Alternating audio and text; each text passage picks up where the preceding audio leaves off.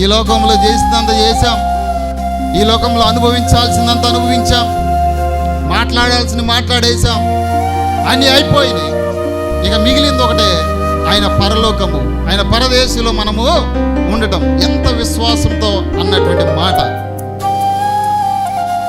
ఎంత విశ్వాసంతో మాట్లాడినటువంటి మాట ఆ దొంగను ఏం చేసింది? పరలోకానికి, పరదేశికి తీసుకెళ్ళడానికి దేవుడు స్వయంగా మాట్లాడగలిగాడు. ఒక దొంగ ఏమన్నాడు? నిన్ను రక్షించుకొని నన్ను కూడా రక్షించాను. ఎందుకు ఈ లోకంలో చేయాల్సిన పాపాలు ఇంకా ఉన్నాయా? ఈ లోకం చేయాల్సిన దొంగతనాలు ఉన్నాయా? ఈ లోకంలో చేయాల్సిన, లేకపోతే మాట్లాడాల్సిన మాటలు ఉన్నాయా? ఏమి మిగిలి ఉన్నది?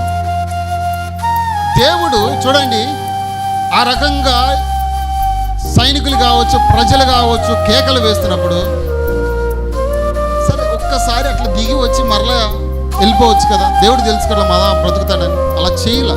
అని తండ్రి చిత్తం ఏమిటో అదే నెరవేర్చారు.